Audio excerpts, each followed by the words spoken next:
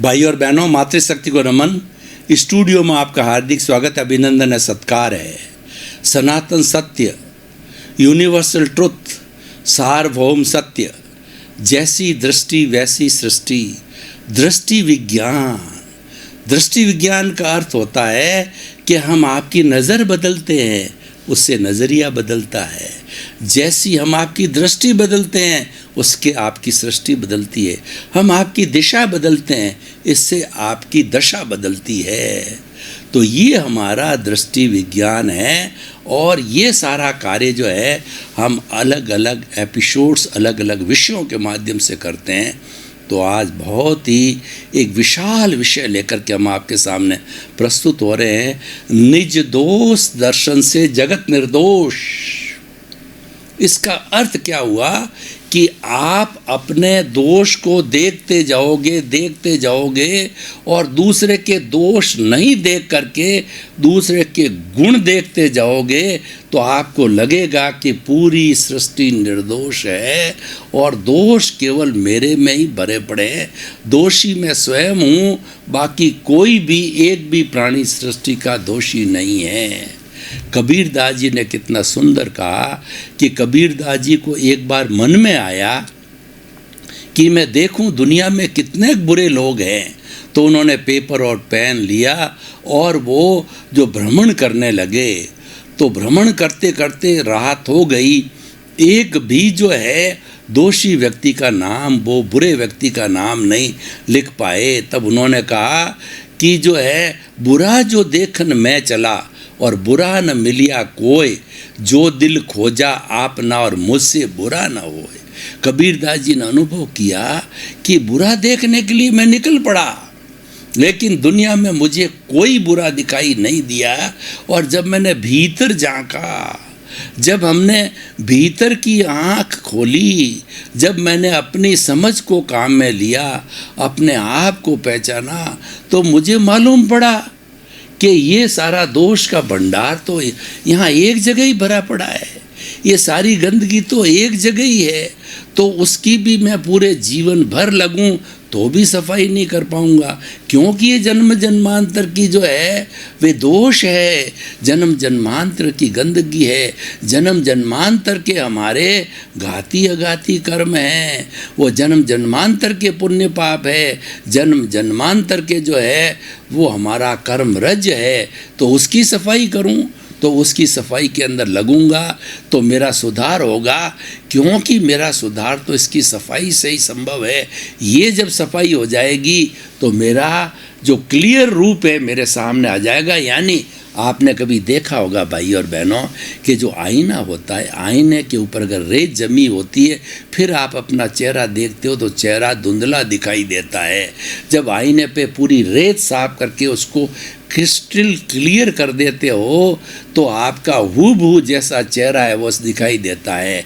तो जो ये हमारा भीतर का जो अंतःकरण है वह जो है आईने की तरह है, और उसके ऊपर जो कर्म रज लगी हुई है, मतलब हमारी आत्मा एक आईना है, और उसके ऊपर जो रेत जमी हुई है वो सारी कर्म रज है, वो जन्म जन्मा। यानी आत्मा के एक एक चेतनामय परमाणुओं पर असंख्य असंख्य जो है पुद्गल के कार्बन शरीर के परमाणु जन्म जन्मांतर के बहुत ही जन्मों के लगे हुए हैं, इकट्ठे होते हैं। उनको कॉजल बॉडी कहते हैं, उनको कर्म शरीर कहा जाता है, और उनको लिंग शरीर कहते हैं, या उनको जो है वो राग द्वेष कहा जाता है। उनको हम कषाय कह सकते हैं, क्रोध मान माया लोभ कह सकते हैं। उनको जो है हम मोह का संसार कह सकते हैं। तो भाई और बहनों, वही अशुद्धि है, वही निर्दोष दर्शन है।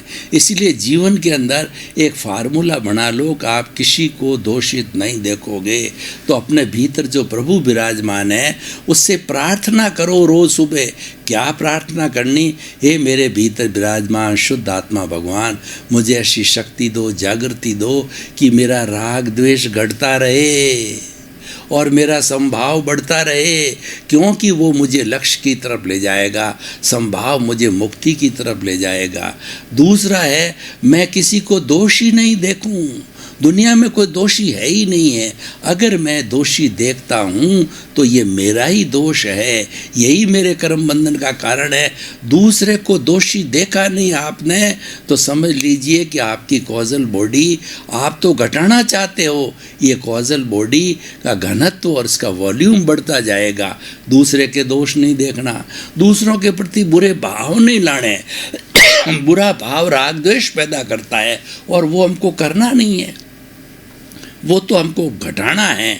तो इसीलिए भीतर विराजमान शुद्ध आत्मा भगवान, मैं दूसरे के प्रति बुरे भाव न लाऊं और मेरे द्वारा किसी को दुख ना हो। ये दोष क्यों पैदा होते हैं कि हम 84 लाख जीवा योनि के प्राणियों को किसी को दोष देखते रहते हैं, पेड़ को काटते रहते हैं, पानी का हम वेस्टेज करते हैं, पृथ्वी को खोदते हैं, पंचभूतात्मक जितने भी हमारे तत्व हैं उनको कष्ट देते हैं, प्राणियों को मारते हैं और स्लॉटर हाउस के अंदर पंचेंद्रिय प्राणियों का वध भी करते हैं कुछ लोग। वो तो सबसे बड़ा पाप है और वो 7वीं नारकी का रास्ता खोल देता है अपना। तो इसलिए भाई और बहनों जो है ये प्रभु से प्रार्थना करो। प्रभु 33 करोड़ देवी देवता को प्रार्थना करने से आपको कुछ नहीं मिलता है। अल्टीमेटली वो तो यही कहेंगे कि मैं तो वही हूँ जो तेरे भीतर बैठा है। कृष्ण भगवान कहेगा तू तेरे जो भीतर बैठा वो मैं ही हूँ। महावीर कहेगा जो भीतर बैठा वही मैं हूँ। और राम कहेगा जो भीतर बैठा वही हूँ। तो 33 करोड़ देवी देवता भीतर बैठे हैं और ये शुद्ध आत्मा भगवान के रूप में, मूल रूप में है। वही हमारा आराध्य है और वही हमारा जो है वो जिन बिंब है। और ये जो शरीर है, ये शरीर है वो हमारा मंदिर है। और भीतर प्रभु प्रतिष्ठित आत्मा हो गई है, प्रतिष्ठा होगी, प्रभु विराजमान, उसके हम दर्शन करते हैं। इसीलिए शरीर के लिए कहा गया है कि शरीर माध्यम खलु धर्म साधनम। शरीर है धर्म की साधना करने का एक अच्छा माध्यम है। अगर शरीर नहीं होगा तो क्या धर्म की आराधना करोगे। जे कम में सूरा सो जो दम में सूरा। जो कर्मवीर होते हैं वही धर्मवीर होते हैं, क्योंकि हमारी शक्ति चाहिए हर एक काम में विटालिटी चाहिए, प्राण शक्ति चाहिए, मन वचन का है कि कोई भी प्रवृत्ति करने के लिए, जिसको हम कर्णवीर्य कहते हैं, उस प्रवृत्ति को करने के लिए जो है हमको प्राण शक्ति की, कर्ण वीर्य की आवश्यकता होगी, विटालिटी की आवश्यकता होगी। और भाई और बहनों विटालिटी किससे बनती मैं आपको बताना चाहता हूँ। भोजन, पानी, धूप, जिसके अंदर हमारी जठराग्नि भी आ गई, और प्राण वायु ऑक्सीजन के द्वारा, तो वो तो सीमित बनती है। अगर हम उसको नकारात्मक भावों में और किसी के दोष देखने में, किसी के दोष देखने का मतलब हुआ नकारात्मक भाव पैदा करना, नकारात्मक भावों में जीना, वो सारा दोष देखना है।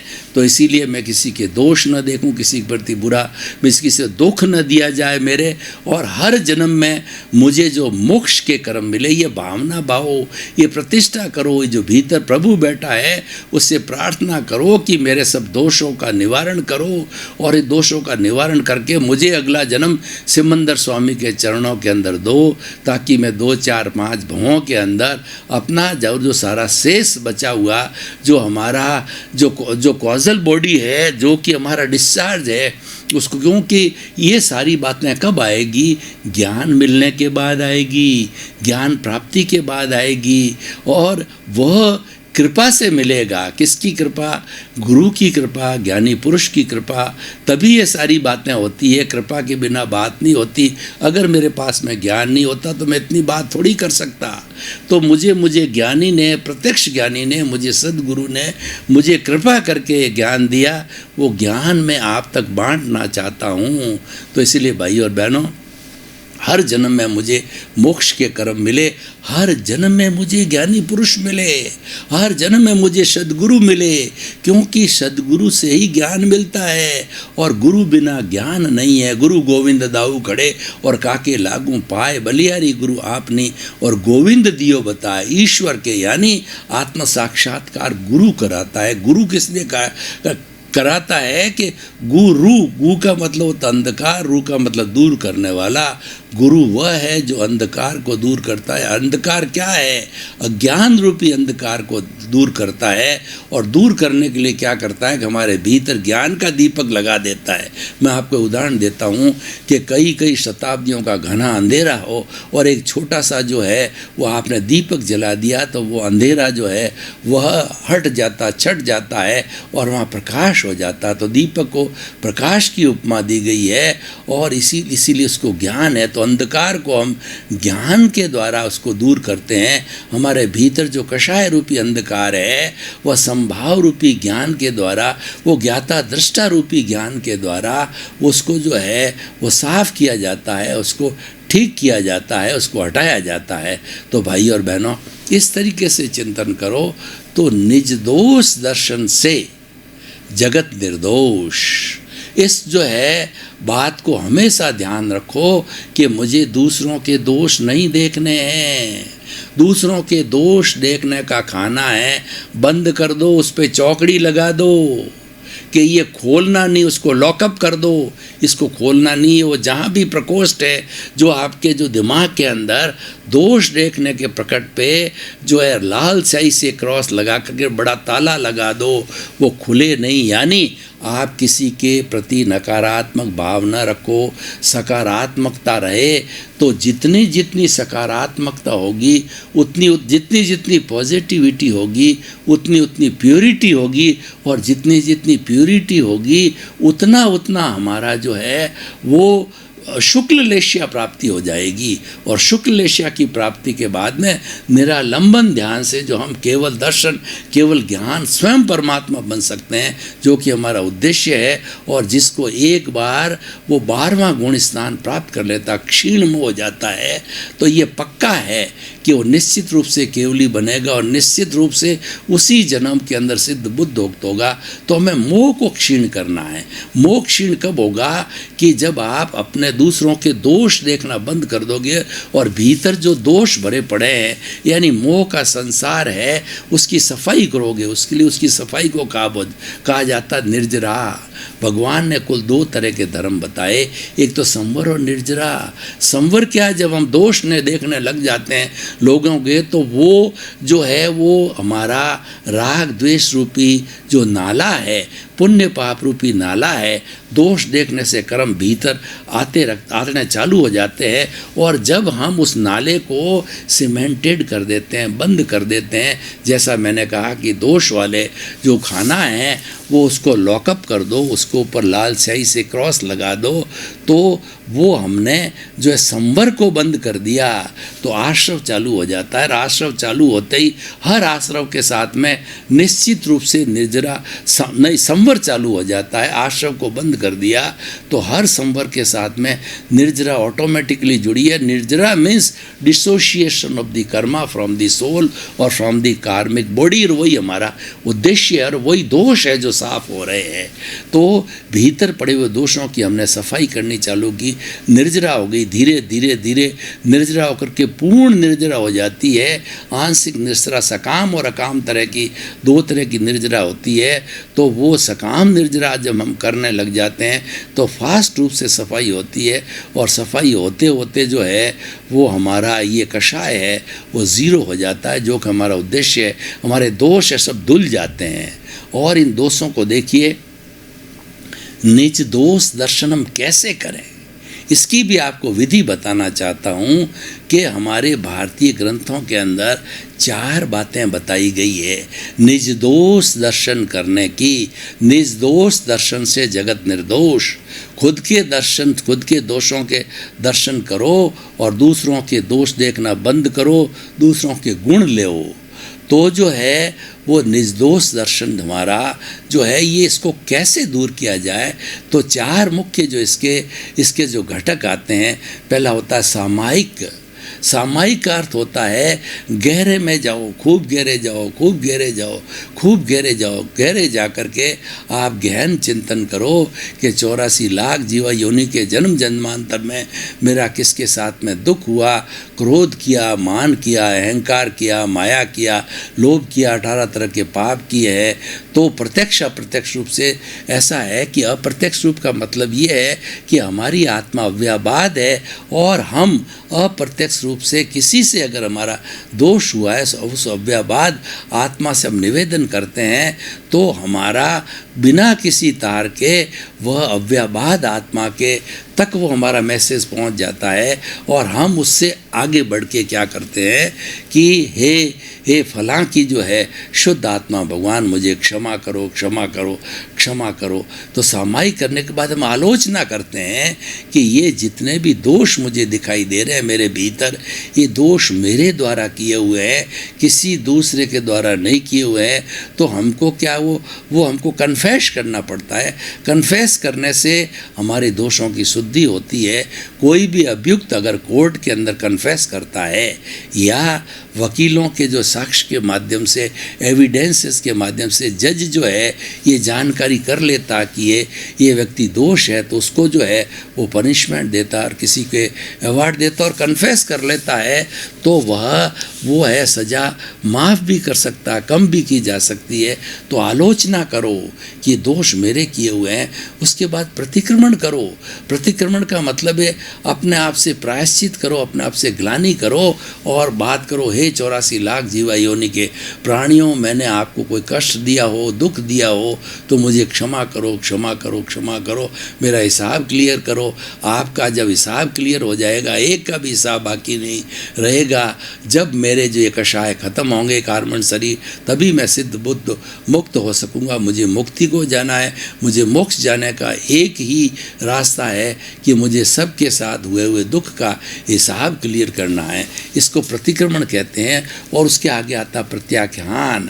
अब आप संकल्प करो कि मैं जो दोष जो भीतर पहले अर्जित किए हैं, इस जन्म के अंदर और कोई नए दोष जो है अर्जित नहीं करूँगा, क्योंकि दोषों को घटाना है, बढ़ाना नहीं है। तो नया अर्जन नहीं होगा तो पुराने दोष घट जाएंगे और घट करके जब जीरो हो जाएंगे तब हमारा काम बन जाएगा।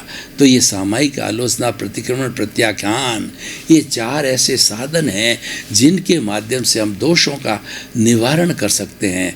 दोष निवारण के लिए क्या हमारे ज्योतिष लोग हैं तो क्या करते हैं, वो जंतर करते हैं, मंत्र करते हैं और जो उसके बाद में वो स्टोन पहनाते हैं। और तांत्रिक लोग होते हैं, वो पूजा करते हैं, पाठ करते हैं, अर्चना करते हैं। वो किस लिए करते हैं?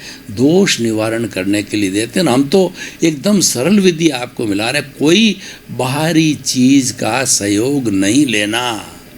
प्योरली अपने भीतर जो प्रभु विराजमान है उसके सामने बच्चे की तरह सरल हृदय होकर के गिड़गिड़ाना कि मेरे से गलती हो गई है, मुझे क्षमा करो, क्षमा करो, क्षमा करो। और उसके निर्देश से जिसके साथ दुख हुआ है, जिसके साथ दोष का सेवन किया, अगर उसका हम नाम जानते हैं तो एक्स की जो है शुद्ध आत्मा की साक्षी करा। क्यों? आत्माएं सब समान है।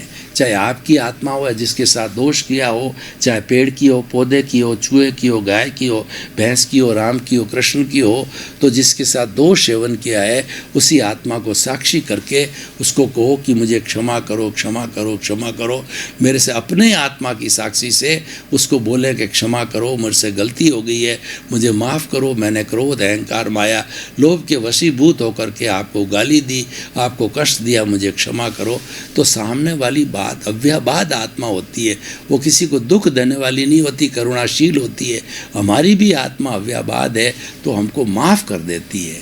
तो इस तरीके से हम प्रतिक्रमण प्रायश्चित से जो है वह शुद्धिकरण कर लेते हैं, सब्लिमेशन कर लेते हैं, अपना प्योरिफिकेशन कर लेते हैं। तो भाई और बहनों, अब समय को देखते हुए हम इस एपिसोड को निष्कर्ष पर लाते हैं, ओपन टू दी ऑडियंस करते हैं कि आपकी इसके बारे में क्या मान्यता है, आपका क्या सुझाव है कि ये जो है एपिसोड किस तरीके से मनुष्य को और समाज को, देश को, विश्व को जो है वो लाभान्वित कर सकता है। तो हम आपको बताना चाहते हैं कि आप करके देख लीजिए। हाथ कंगन को हार से क्या, आप दूसरों के दोष देखना बंद कर दीजिए। 1 दिन, 2 दिन, 5 दिन, 7 दिन, और खुद के ही दोष देखो और किसी के दोष देखने लग जाओ, तब आप बोलो कि इस दोष को स्वाहा। स्वाहा का मतलब ये है कि मैं इस मेरी बुरी भावना को छोड़ता हूँ। जिस तरीके से हम यज्ञ करते हैं और यज्ञ के अंदर हमारे पंडित जी जो है, हमारे गुरु जी जो बोलते हैं स्वाहा, तब हम चावल को छोड़ते हैं, अग्नि को छोड़ते हैं, घी को छोड़ते हैं, यानी हम विसर्जन करते हैं। तो आपके भीतर बुरा विचार आ गया, स्वाहा, सॉरी, मिच्छामि दुक्कडम, मेरे से गलती हो गई, इसका मतलब आपने प्रायश्चित कर लिया। ये किसी को बताने की बात नहीं है, जो मैंने सारी बात बताई है किसी को कहने की ज़रूरत नहीं, प्रदर्शन की ज़रूरत नहीं है, क्योंकि प्रदर्शन से आपको क्या लाभ होगा। आपके तो कॉजल बॉडी को डाउन करना है, कॉजल बॉडी को ज़ीरो करना है, इसके घनत्व और वॉल्यूम को घटाना है, और ये निर्दोष दर्शन से ही हो जाएगा। और जब निर्दोष दर्शन होना चालू हो जाएगा तो उसके साथ साथ में आपको कोई दोषित नज़र नहीं आएगा, यानी नए कर्मों का बंध नहीं होगा और पुराने हम सफाई में लगे हुए ही हैं। तो दोनों क्रियाएं साथ साथ चलती रहेगी कि आप अपने जो है दोष भी देखना बंद करो, दूसरों के गुणों को देखो और उनकी जो हो गए हैं इकट्ठे वो प्रायश्चित, सामायिक आलोचना, प्रतिक्रमण, प्रायश्चित से शुद्धि करते चलो। तो भाई और बहनों, हम आपको निष्कर्ष की भाषा में बताना चाहते हैं कि निर्दोष दर्शन से जगत निर्दोष वास्तव में होता है। जगत तो हमारे लिए निर्दोष, जगत में हमारा क्या बिगाड़ा। जगत में तो 84 लाख जीवा योनियाँ सारी हमारे संपर्क में थोड़ी आती है, हमारी संपर्क में तो लिमिटेड लोग आते हैं। इस जीवन को भी देखो कि 7.8 अरब की जनसंख्या है, तो क्या ये पूरी जनसंख्या हमारे संपर्क में आती है? नहीं, हमारे संपर्क में वही आएगा जो पूर्व जन्म का हिसाब बाकी हो, चाहे हम ट्रेन में सफ़र कर रहे हों, बस में सफ़र कर रहे हों, और हमारे घर में तो हम रहते ही हैं। वो तो मैंने पहले भी बता दिया, वो तो सारी परमानेंट पार्टियां हैं जो कि लंबे समय तक हमारे जीवन भर साथ रहती है। तो वो तो कोई लेने आया है, कोई देने आया है, कोई आपकी सेवा करेगा, कोई आपकी जो है वो निंदा करेगा, कोई आपकी प्रशंसा करेगा, कोई आपको सुख देगा, कोई आपको दुख देगा, कोई आपको चित्त समाधि करेगा। जैसा जैसा आपने उसके साथ कर्म बांधा है, तो प्रकृति जो है उसको निमित्त के रूप में ला करके खड़ा कर देती है, और खड़ा करने के बाद के अंदर जो है वो आपका बदला चुका करके, वो तो आपको तो उसके प्रति कृतज्ञता ज्ञापित करनी चाहिए कि वह जो है वो मेरा ठीक कर रहा है, मेरा भला कर रहा है, मेरे दोषों को शुद्ध करा रहा है, मुझे शुद्ध बना रहा है, मुझे मेरा प्योरीफिकेशन कर रहा है, और मेरे शुद्धिकरण के बाद ही मुझे जो है मुक्ति की प्राप्ति हो सकती है, ब्लिस की प्राप्ति हो सकती है, सनातन सत्य की प्राप्ति हो सकता है। और ये सारा जो कार्य दृष्टि विज्ञान से होता है। भाई और बहनों, आपका बहुत बहुत धन्यवाद। आप हमारा आत्मविज्ञान कार्यक्रम बराबर देख रहे हो, आप देखते रहिए। आत्मविज्ञान कार्यक्रम दृष्टि विज्ञान है, ये मात्र आपकी दृष्टि को बदलता है, जिससे जैसी दृष्टि वैसी सृष्टि हो जाती है। और ये सब करने से आपको स्नेह स्नेह शाश्वत सुख की प्राप्ति होगी, ऐसा सुख, परमानेंट सुख कि उसके बाद दुख नहीं आता है। तो इसी क्रम में आपका जीवन आनंदमय हो, मंगलमय हो। आपके प्रति बहुत बहुत शुभ।